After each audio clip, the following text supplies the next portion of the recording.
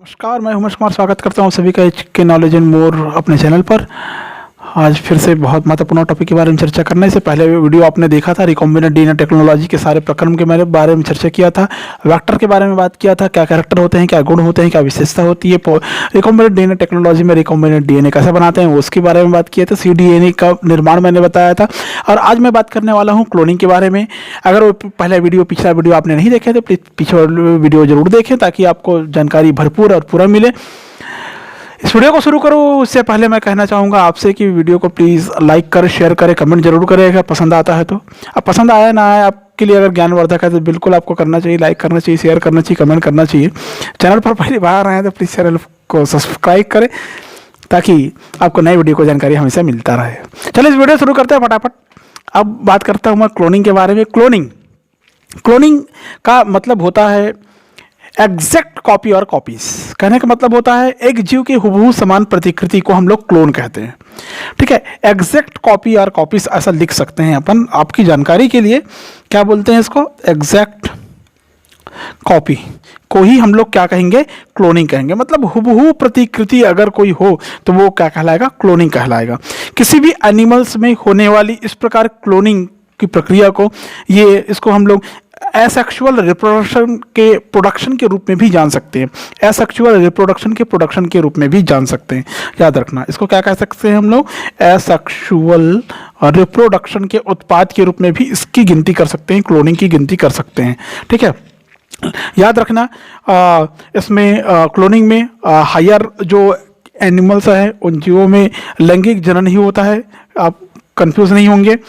इसमें गैमेट्स का फॉर्मेशन होता है, उसका कॉन्जुगेशन होता है, तब जाके न्यू एनिमल का फॉर्मेशन होता है। ठीक है, लैंगिक जो जनन होता है या ये कह सकते हैं कि सेक्सुअली वो उनके जो पीढ़ी दर पीढ़ी होता है जिनका संयोग या कॉम्बिनेशन बनते रहता है और नई संतति क्लोन ना होकर वो जनक से बिल्कुल भिन्न होते हैं। आपको पता होगा क्योंकि लैंगिक जनन में दो जनक के गैमेट्स का आदान प्रदान होता है, मिलता है। इस प्रकार तीसरे प्रकार के गुण की उत्पत्ति होती है, अर्थात बिल्कुल विभिन्न प्रकार के गुण होंगे। समयुग्मजी या होमोजाइगोट ट्विंस इसके अपवाद हैं, याद रखेंगे। अगर समयुग्मजी हो गए तो इसके अपवाद होंगे, एक ही समान होंगे, लगभग एक ही समान क्वालिटी रखेंगे। उनका विकास एक ही जाइगोट से होता है, ये आपको पता होना चाहिए। ठीक है, ये जो जेनेटिकली होते हैं ये एक समान हो सकते हैं। जुड़वा एक दूसरे के क्लोन होते हैं, याद रखेंगे आप लोग। हम लोग बोलते हैं ना होमोजाइगोटिक ट्विंस, कई बार ऐसा बोलते हैं कि वहाँ पर जुड़वा बच्चे पैदा हो गए तो सवाल ये उठता है बायोलॉजी पढ़ने वालों के मन में कि क्या वहाँ पर दो जाइगोट बने होंगे? जी हाँ, बिल्कुल नहीं। याद रखेंगे आप लोग, जाइगोट हमेशा एक ही बनता है, वो उसी के क्लोन वहाँ पर मॉडिफाइड हो जाते हैं या बन जाते हैं, रूपांतरित हो जाते हैं, तब जाके वहाँ पर ट्विंस का फॉर्मेशन होता है। याद रखेंगे। ठीक है, क्लोनिंग एक शाब्दिक रूप से हम ऐसा समझ सकते हैं कि क्लोन प्राप्त करने की प्रक्रिया को हम लोग क्लोनिंग कहते हैं। ठीक है, क्लोन प्राप्त करने की प्रक्रिया को क्या कहेंगे? क्लोनिंग कहेंगे। ठीक है, आप इसका एक एग्जैक्ट डेफिनेशन भी दे सकते हैं चाहे तो आप। आनुवांशिक रूप से जनक के समान जीवित इकाइयों के उत्पादन की प्रक्रिया को क्लोनिंग कहते हैं। मतलब जेनेटिकली जो अपने पेरेंट्स के समान है, ठीक है, जेनेटिकली जो अपने पेरेंट्स के समान है उन्हीं को आप क्लोन कहेंगे। ठीक है, अगर लैंगिक जनन के पश्चात किसी एनिमल का फॉर्मेशन हो रहा है, किसी एनिमल का जन्म हो रहा है, प्रोडक्शन हो रहा है, उसको आप क्लोन नहीं कर सकते। Cloning is the production of living structures which are genetically identical to their parent structure without any genetic variation. ये याद रखेंगे आप लोग। मतलब आनुवांशिक रूप से जनक के समान जीवित इकाइयों के उत्पादन की प्रक्रिया को ही हम लोग क्लोन कहेंगे।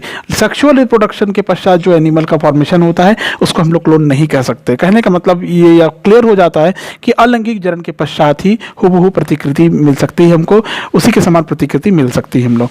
अब बात करते हैं थोड़ा सा इसके बारे में, बात करना जरूरी समझता हूँ मैं क्लोनिंग वेक्टर के बारे में थोड़ा सा बात करूँगा। क्लोनिंग वेक्टर के बारे में, एक एनिमल वेक्टर तो आप शुरुआत में आपने वेक्टर के बारे में बात करूंगा। शुरुआत में आपने वेक्टर तो पढ़ा है, देखा है, सुना है इसके पहले वाले वीडियो में।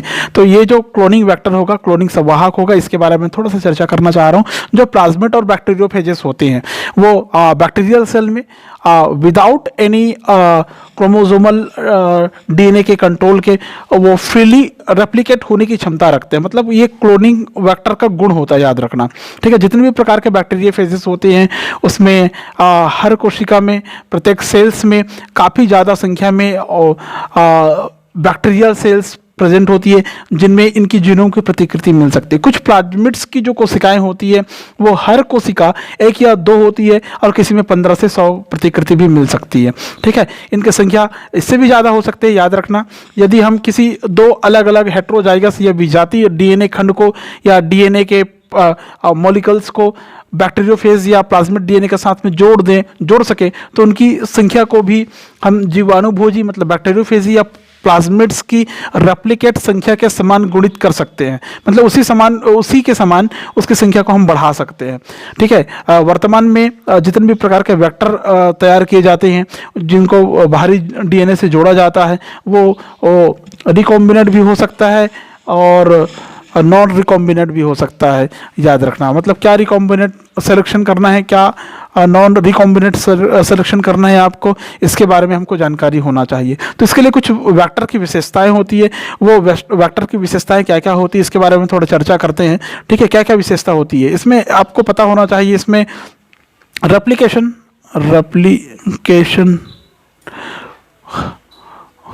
ओरिजिन होना चाहिए, मतलब प्रतिकृतियन का उत्पत्ति ORI का प्रारंभ होना चाहिए। मतलब एक विशेष प्रकार का स्ट्रैंड होता है या खंड होता है जहाँ से रेप्लिकेशन की शुरुआत होती है। ठीक है, जब भी किसी डीएनए का कोई खंड इस सेगमेंट से जुड़ता है तो होस्ट सेल्स के अंदर वो रेप्लिकेट होने की क्षमता रखे। क्लियर है। सेकेंड इसमें जो आता है रेप्लिकेशन के बाद में, जो सेकेंड इसमें होगा वो होगा सिलेक्शन सिंबल, सिलेक्शन सिंबल और मार्किंग कह सकते हैं आप इसको, मार्क्स, चिन्ह, जो रेप्लिकेशन ओराई के साथ या प्रतिकृतियन की शुरुआत जहां से हो रही है उसकी पहचान कर सके, किस जगह पर हो रहा है वो उसको पहचान सके, ऐसे होना चाहिए क्लोनिंग वेक्टर को। समझ रहे हैं ना, किस जगह पर रेप्लिकेंट होना है उसको पहचानने की क्षमता इसके अंतर्गत होना चाहिए। ठीक है, आपने देखे होंगे कि एम्पिसिलिन और टेट्रासाइक्लिन या केनामाइसिन जैसे जो एंटीबायोटिक्स हैं उसके लिए जो प्रतिरोध कोडित करते हैं, जो एंटीडोज बनाते हैं, एंटीकोडान करते हैं, एंटीकोडित करते हैं उसको, उन करने वाले जीवों में जीन ई कोलाई के लिए उपयोगी वर्ण योग्य चिन्हक माने जाते हैं। मतलब ई कोलाई नामक एनिमल में सिलेक्शन सिंबल या मार्क्स ज़्यादा अच्छे से प्रेजेंट होता है, ऐसा माना गया है। ठीक है, हर कोशिका में किसी एंटीबायोटिक के प्रति प्रतिरोध नहीं होता, याद रखेंगे, ई कोलाई के समान। ठीक है, मतलब यहाँ पर वर्ण योग्य चिन्हक होना चाहिए, मतलब सिलेक्शन सिंबल और मार्क्स होना बहुत जरूरी है। नेक्स्ट होता है इसमें क्लोनिंग साइट। क्लोनिंग स्थल की जानकारी होना चाहिए। ठीक है, जब किसी फॉरेन डीएनए को जोड़ने के लिए हम रेस्ट्रिक्शन एंडोन्यूक्लियस की सहायता से तो उसको अलग कर लेते हैं, जब उसको वेक्टर के साथ में जोड़ते हैं तो उसके क्लोनिंग साइट की पहचान करने आना चाहिए उसको। समा के अंदर एक से अधिक पहचान स्थल होने पर कई खंड बन जाते हैं, मतलब कुछ ही या एक पहचान स्थल होना चाहिए। ठीक है ना, तो क्लोनिंग साइट कितना होना चाहिए, कुछ या एक ही होना चाहिए तो ज़्यादा बेटर है। अगर एक से ज़्यादा होगा तो समस्या आ सकती है उसमें। ठीक है, नेक्स्ट कैरेक्टर की बात करें, नेक्स्ट इसमें स्पेसिफिक क्वालिटी की बात करें तो ये होता है प्लांट और एनिमल के लिए अलग अलग जीन क्लोनिंग वेक्टर होते हैं। ठीक है, प्लांट एंड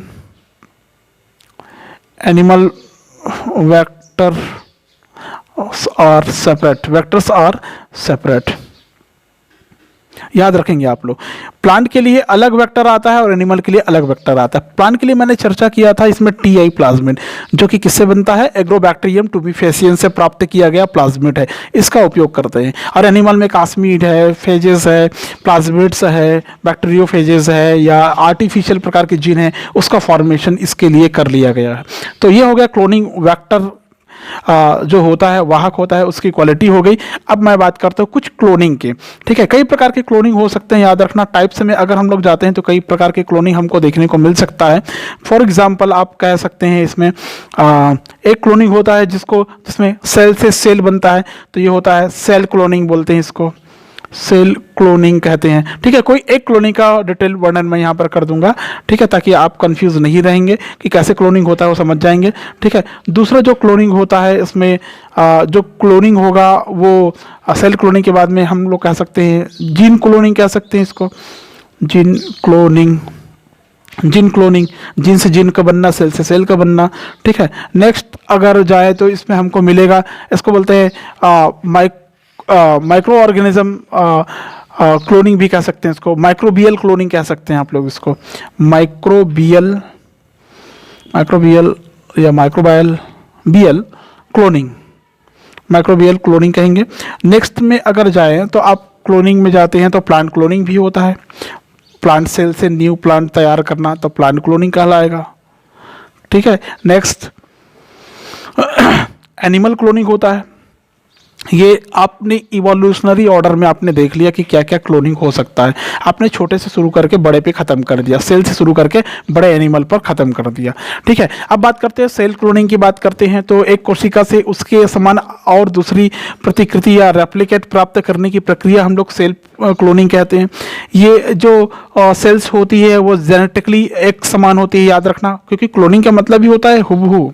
ठीक है, तो इसमें जो एग्जाम्पल आपको मिलता है सेल क्लोनिंग का एग्जाम्पल में, इसमें सबसे जीता जागता उदाहरण है टोटीपोटेंसी और प्लूरीपोटेंसी भी आता है इसमें। जो प्लूरीपोटेंसी होता है ब्लास्टोमियर्स की कोशिकाओं में प्लूरीपोटेंसी पाया जाता है, आपको पता होना चाहिए। ठीक है, तो टोटीपोटेंसी एक ऐसी कैपेसिटी होती है प्लांट की जिसके परिणामस्वरूप एक कोशिका लगातार विभाजित होकर एक संपूर्ण जीव में विकसित हो जाती है। तो सेल क्लोनिंग में क्या क्या है, कुछ कंटेंट है ना, याद रखना। सेल क्लोनिंग का एग्जाम्पल के रूप में आप ले सकते हैं टोटीपोटेंसी है। इसमें क्या होता है, एक सेल जो लगातार विभाजित होकर सेल लगातार डिवाइड होकर लगातार विभाजित करके न्यू प्लांट का फॉर्मेशन कर लेती है, मतलब कंप्लीट एनिमल का फॉर्मेशन करती है, कंप्लीट लिविंग का निर्माण कर लेती है, जीव का निर्माण कर लेती है। इसी में दूसरा होता है प्लूरीपोटेंसी बोलते हैं। प्लूरीपोटेंसी थोड़ा सा अलग होता है। इसमें दूसरा जो क्या होता है, टोटीपोटेंसी हो गया, दूसरा होता है प्लूरीपोटेंसी। प्लूरीपोटेंसी जो होता है इसमें लगातार सेल मल्टीप्लिकेटिव होता है, मतलब सेल लगातार गुणित होता है, लगातार बढ़ता है। ठीक है, लेकिन इसमें एक कोशिका के से संपूर्ण जीव का निर्माण नहीं होता, किसी खास ऑर्गन का ही निर्माण होता है। मतलब आप कह सकते हैं किसी एक सेल से एक सेल से किसी ऑर्गन का ही निर्माण होगा, पूरे एनिमल का निर्माण नहीं होता। समझ गए होंगे आप सेल क्लोनिंग कैसे होता है। ठीक है, जब भी क्लोनिंग की बात आती है या रेप्लिकेट होने की बात आती है, आपको पता होना चाहिए डीएनए का एक मॉलिक्यूल्स होता है, एक जीन का खंड होता है, उसको आप टैक पॉलीमरेज एंजाइम की सहायता से या जिसको हम लोग बोलते हैं पॉलीमरेज चेन रिएक्शन की सहायता से आप उसको अनेक भागों में बांट सकते हैं, मतलब और बहुत सारी प्रतिलिपियां आप तैयार कर सकते हैं या प्राप्त कर सकते हैं। क्लियर है। आगे आता है इसमें सेल क्लोनिंग के लिए अगर हम लोग एप्लीकेशंस की बात करें, क्या उपयोगिता है, तो हमको पता होना चाहिए रिकॉम्बिनेंट डीएनए युक्त कोशिकाओं के बहुगुणन में मल्टीप्लिकेशन कर सकते हैं। ठीक है, और बायोकेमिस्ट्री का उसमें एनालिसिस कर सकते हैं हम लोग, क्या क्या मटेरियल पाई जाती है उसका एनालिसिस कर सकते हैं। जितने भी प्रकार का एटमॉस्फेरिक प्रेशर है या एटमॉस्फेरिक काजेज है उसके प्रभाव का हम आसानी से अध्ययन कर सकते हैं।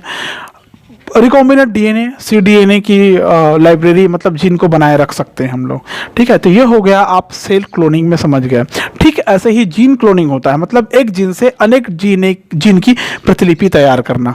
ठीक है, एक जीन से अनेक जीन की प्रतिलिपि तैयार करना, और प्रतिलिपि तैयार करने की प्रक्रिया को जो अभी मैं बोल रहा था उसका एक आरेख मैं यहाँ पर क्लियर कर देता हूँ। सबसे पहले ये डीएनए का 2 स्ट्रैंड है, देखिए ये क्या है, एक स्पेशल डीएनए मॉलिक्यूल्स और जीन है। ये क्या है, डीएनए या जीन है। ठीक है, ये डीनेचुराइजेशन करते हैं इसको लगभग 72 डिग्री सेंटीग्रेड में। ठीक है, तब जाके ये दोनों का डीएनए का जो खंड है वो सेपरेट हो जाता है, ये हो गया सेपरेट। ठीक है, दोनों डीएनए का खंड क्या हो गया, ये सेपरेट हो गया। सेपरेट होने के बाद क्या करते हैं, सेपरेट डीएनए स्ट्रैंड बोलेंगे इसको, क्या बोलते हैं, सेपरेट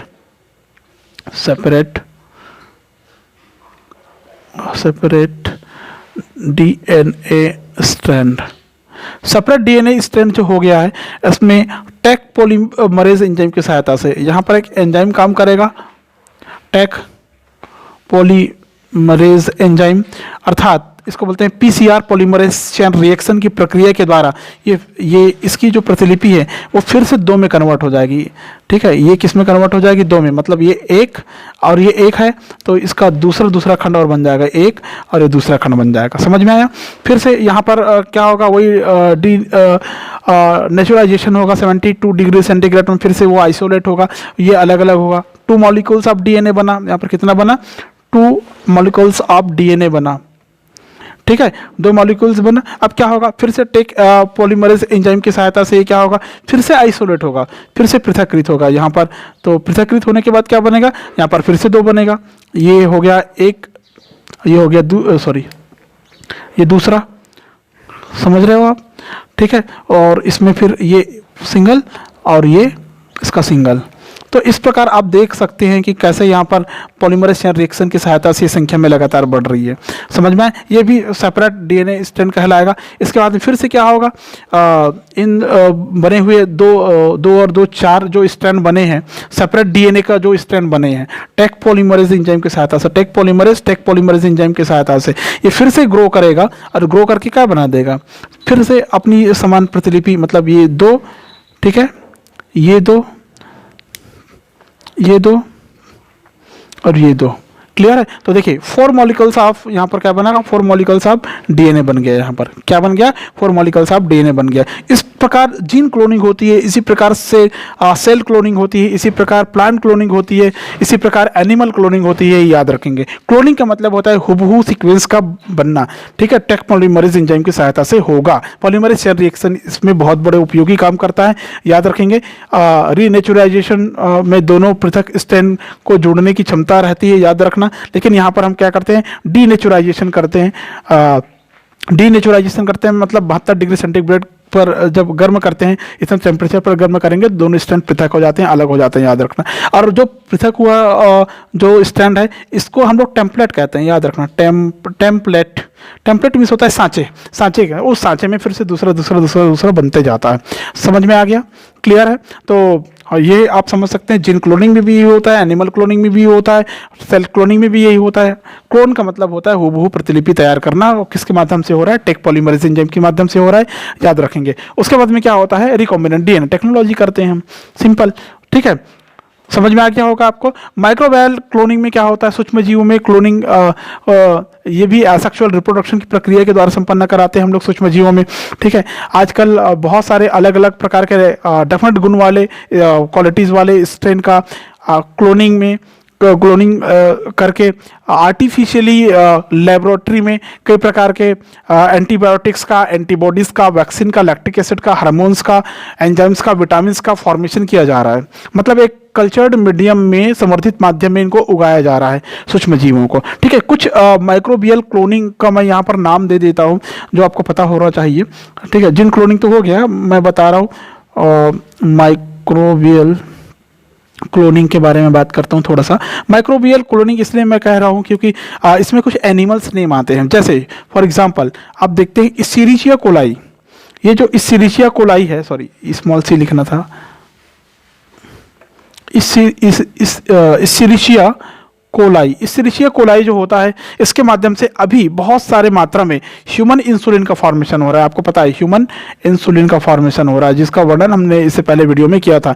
इंसुलिन का फार्मोन हो रहा है, ह्यूमन ग्रोथ फैक्टर का निर्माण हो रहा है, मतलब ह्यूमन ग्रोथ हार्मोन का निर्माण हो रहा है, इंटरफेरॉन्स का फॉर्मेशन हो रहा है, इंटरफेरॉन का फॉर्मेशन हो रहा है, इसमें इंटरफेरॉन्स का फॉर्मेशन होता है, इंटरल्यूकिनिन और बहुत सारे ऐसे प्रकार के मटेरियल का निर्माण हो रहा है। ये जो इकोलाई एनिमल है, गट बैक्टीरिया, याद रखना। गट बैक्टीरिया मतलब आपके इंटेस्टाइन में पाई जाने वाली बैक्टीरिया है, उससे इतने प्रकार के हार्मोन्स या इतने प्रकार का प्रोडक्ट प्राप्त किया जा रहा है। ये इसके उपयोग भी है, एप्लीकेशन है, याद रखना।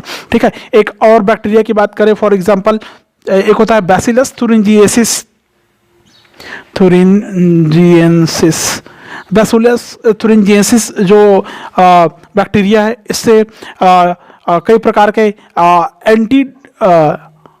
कहना चाहिए कि एंडोटॉक्सिन का फॉर्मेशन करते हैं। इसके एंडोटॉक्सिन टॉक्सिन, मतलब एनिमल बॉडी में पहुंचकर, उसके शरीर में पहुंचकर ये बीटी टॉक्सिन उत्पन्न करता है। क्या बोलते हैं इसको? बीटी टॉक्सिन उत्पन्न करता है। ये बीटी कपास, बीटी कॉटन, इसमें बहुत बड़ा नाम आता है, याद रखेंगे, ठीक है। इस बेसिलस थुरिंजिसिस की सहायता से उसके अंदर ऐसे जीन डाल दिया गया है कपास के अंदर कि बहुत कड़वा रहता है उसका। उनकी पत्ती को चबा कर देख सकते हैं आप, तने के रस को देख सकते हैं आप, काफ़ी कड़वा रहता है, इतना ज़्यादा कड़वा रहता है, मतलब पॉइजनस रहता है कह सकते हैं आप, कि दूसरे प्रकार के एनिमल, दूसरे प्रकार के रोग, दूसरे प्रकार के पैथोजेंस उसमें नहीं लग पाते। हाईली पोटेंट होते हैं, सेफ और बायोडिग्रेडेबल इंसेक्टिसाइड और प्लांट प्रोटेक्शन के रूप में इसका उपयोग करते हैं हम लोग, ठीक है। नेक्स्ट और एक एग्जांपल दे लीजिए आप, राइजोबियम मेलिलोटी की एक प्रजाति है जो स्पेशल बैक्टीरिया है। बैक्टीरिया का काम करते हैं निफ जीन बनाने में, नाइट्रीफाइंग जीन बनाने में इसका उपयोग किया जा रहा है। नाइट्रोजन फिक्सेशन बाय इंकॉर्पोरेटिंग में इसका उपयोग किया जा रहा है। सीरियल जो क्रॉप्स होता है, मतलब जो खाद्य फसल होता है, दानेदार फसल होता है, उनमें निफ जीन का आविष्कार किया जा रहा है राइजोबियम मेलिलोटी के माध्यम से, जिसके माध्यम से फसलों की पैदावार बढ़ रही है, ठीक है। और बहुत सारे आते हैं, जैसे सीडोमोनास वगैरह है, जिससे सीडोमोनास से बहुत सारे डैमेज प्लांट को आप ठीक कर सकते हैं। स्ट्रॉबेरी में किया जाता है। सीडोमोनास की और कुछ जातियाँ आती है, जैसे पुटिडा, पुटिडा जो जाति आती है उसका ऑयल निकालने में, क्रूड ऑयल बनाने में उसका उपयोग करते हैं, ठीक है। हाइड्रोकार्बन्स को पचाकर क्रूड ऑयल बनाने में उसको उपयोग करते हैं।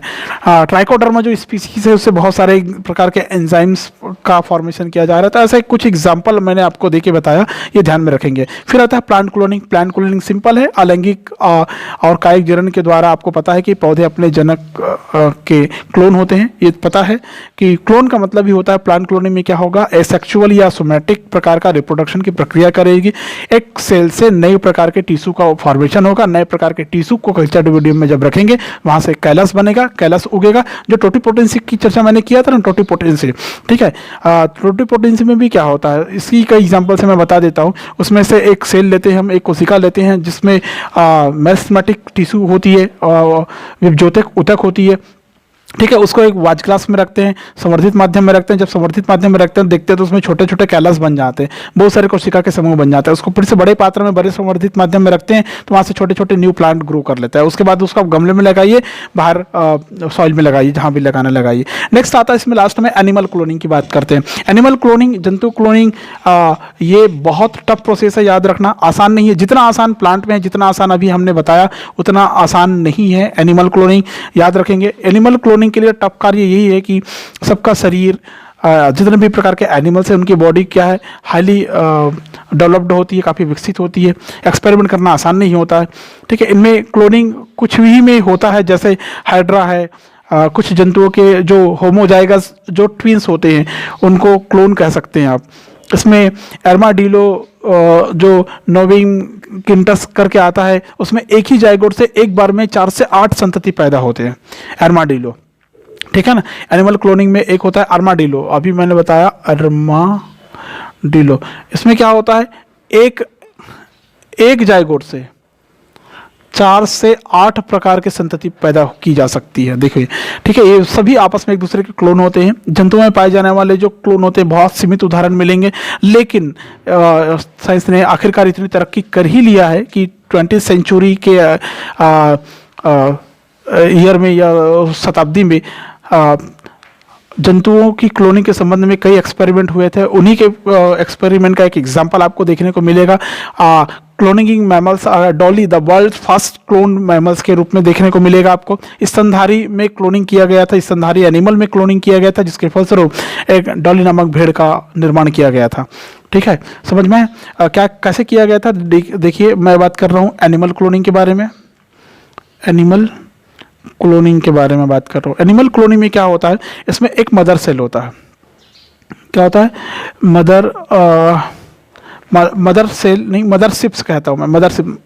एक मातृ भेड़ होती है, ठीक है, और दूसरा एक मातृ भेड़ से दूसरा होस्ट मदरशिप लेते हैं, ठीक है, ठीक है। समझ में, ये मदर शिप्स अडर प्रकार का। अब इनके जो सेल्स है, कौन सा सेल है, इनके जो मेमोरी ग्लैंड में पाई जाने वाली जो सेल्स है, किसमें, मेमोरी ग्लैंड में पाई जाने वाली जो सेल्स है, वो जो सेल्स रहता है वो पहले न्यूक्लियस वाली रहती है, उसको न्यूक्लियस विहीन कर लेते हैं। ठीक है, समझ में आ गया। और पहले यहाँ से हम लोग कुछ सेल्स निकालते हैं, क्या निकालते हैं, सेल्स निकालते हैं। ठीक है, वाच ग्लास में रख दिए, पेट्री डिश में आपने रख दिए। ठीक है, ये सेल्स को निकाला आपने, कहाँ से निकाले हैं आपने, मेमोरी ग्लैंड से निकाले हैं, ध्यान रखेंगे। ठीक है, होस्ट सेल से भी हम क्या करते हैं, एक सेल निकालते हैं। ठीक है, एक क्या निकालते हैं, एक सेल निकालते हैं। समझ में आ गया।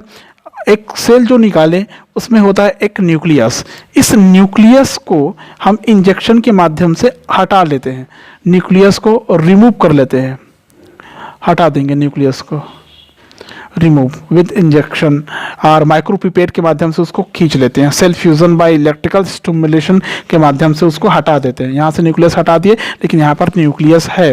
ठीक है, क्या लिए हमने, मेमोरी ग्लैंड की एक सेल्स लिए हैं।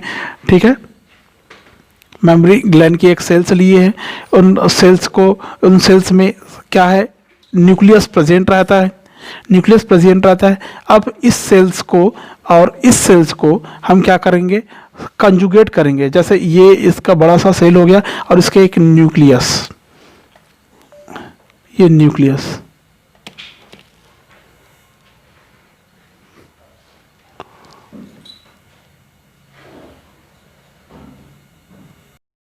तो मैं ये कह रहा था कि ये जो होस्ट मदरशिप से जो सेल्स लिया गया है, ये कौन सा सेल है, इसके बारे में आपको पता होना चाहिए। ये एक सेल होता है, पहले ये समझ लीजिए, ये एक सेल है विद न्यूक्लियस है। तो इसके न्यूक्लियस को पिपेट की सहायता से, माइक्रो पिपेट की सहायता से हटा लेते हैं, तो सिर्फ एक ऐसा सेल बचता है जो कि विदाउट न्यूक्लियस आपको दिखाई देगा।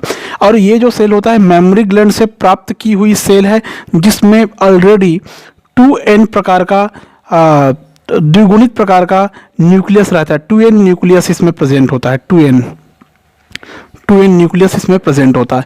ये जो 2n न्यूक्लियस प्रेजेंट है, द्विगुणित केंद्रक प्रेजेंट है, इस द्विगुणित केंद्रक वाले सेल को इस एक सेल में प्रविष्ट कराते हैं। ठीक है, ये एक सेल में हम प्रविष्ट कराते हैं। जब एक सेल में प्रविष्ट कराते हैं तो वो, और इसको कल्चर्ड मीडियम में रखते हैं, तो थोड़ी देर बाद आपको देखने को मिलेगा, थोड़े दिन बाद आपको देखने को मिल सकता है, थोड़े समय पश्चात कह सकते हैं आप, तो इसमें प्राइमरी क्लीवेज होता है। क्या होता है, प्राइमरी क्लीवेज होता है, मतलब आपको इस प्रकार के ऐसे सेल बनता हुआ आपको दिखाई देगा। ठीक है, देखो कोशिकाओं के समूह बनता हुआ आपको दिखाई देगा। ठीक है, इस नए बनी कोशिकाओं के समूह को प्राइमरी क्लीवेज के बाद बने हुए कोशिकाओं के समूह के, जो कि ब्लास्टोमियर्स के रूप में रहती है, इसको बाद में बोलेंगे हम लोग एम्ब्रियो, भ्रूण बनते हैं। ठीक है, अब इस नींव बनी हुई भ्रूण सेल्स को किसी शिप के अंदर ट्रांसप्लांट कर देते हैं, स्थानांतरित कर देते हैं। ठीक है, मतलब इसको शिप के अंदर क्या कर देते हैं, ट्रांसप्लांट कर देते हैं। याद रखना, ये कर दिए। मान लो ये शिप है, कौन सा शिप है, embryo transplanted, embryo transplanted in surrogate mother's uterus, mother's uterus. ठीक है, मदर की यूट्रस में इसको प्रतिस्थापित कर दिए उन्होंने। तो देखिए कि उससे एक सफलतापूर्वक न्यू शिप का फॉर्मेशन हुआ, जो यूट्रस में बना। उसके पूर्ण विकसित होने के बाद में एक क्लोन प्राप्त हुआ, शिप का ही एक क्लोन प्राप्त हुआ, भेड़ का ही एक क्लोन प्राप्त हुआ। इसको नाम रखा गया था, नाम दिया गया था डॉली। डॉली नामक भेड़ जब काफ़ी लोकप्रिय हुआ था, बाद में थोड़े दिन पश्चात, थोड़े समय के पश्चात इसकी डेथ हो गई थी, मृत्यु हो गई थी। तो ये था वो पूरा क्लोनिंग का कंटेंट। सारे कंटेंट आप तैयार कर लीजिए अच्छे से। ठीक है, एनिमल्स में भी क्लोनिंग किया जाता है, जैसे काऊ वगैरह में क्लोनिंग करते हैं। ठीक है, काऊ में क्लोनिंग करते हैं, तो उसके लिए भी क्या करते हैं, इसमें एक फर्टिलाइज्ड एग से लगभग 8 क्लोन तैयार कर सकते हैं। मतलब एक फर्टिलाइज्ड एग से 8 क्लोन तैयार कर सकते हैं। याद रखना, यूट्रस में जो भ्रूण होता है उसमें 8 सेल्स स्टेज को अलग करते हैं, 8 सेल हो जाती है तो उसको अलग करते हैं। उसके बाद उसको उचित एंजाइम की सहायता से, जो एंजाइम उसके लिए कारगर है उसकी सहायता से उसे उस भ्रूण से, एक एक भ्रूण की कोशिका से 8 कोशिकाओं को, मतलब भ्रूण की पूरी सेल से 8 कोशिका को अलग कर लेते हैं। ठीक है, उन कोशिकाओं को कल्चर्ड मीडियम में कल्चर्ड होने के लिए छोड़ दिया जाता है, कल्टीवेट होने के लिए छोड़ दिया जाता है। उन सभी में क्लीवेज प्रारंभ होता है। प्रारंभ होने के बाद में सारे स्मॉल एम्ब्रियो को, सारे छोटे छोटे भ्रूण को अलग अलग गायों में प्रतिस्थापित कर दिया जाता है। उस भ्रूण से विकसित होकर कैब्स या बच्चे का फॉर्मेशन होता है जो एक दूसरे के क्लोन होते हैं। ठीक है, समझ में आ गया। इस प्रक्रिया के द्वारा गायों में क्लोनिंग कराई जा रही है, अभी कराई जाती है, आपको ये पता ही होगा। ठीक है, तो ये वीडियो अगर आपको पसंद आया होगा, लगा कि हेल्पफुल है, जानकारी से भरपूर है, तो प्लीज़ वीडियो को लाइक करें, शेयर करें, कमेंट करें। चैनल पर पहली बार आए हैं तो नए वीडियो प्राप्त करने के लिए चैनल को सब्सक्राइब जरूर करें। ठीक है, आज की वीडियो में बस इतना ही। नेक्स्ट वीडियो फिर से लेके आऊँगा, तब तक के लिए थैंक यू सो मच।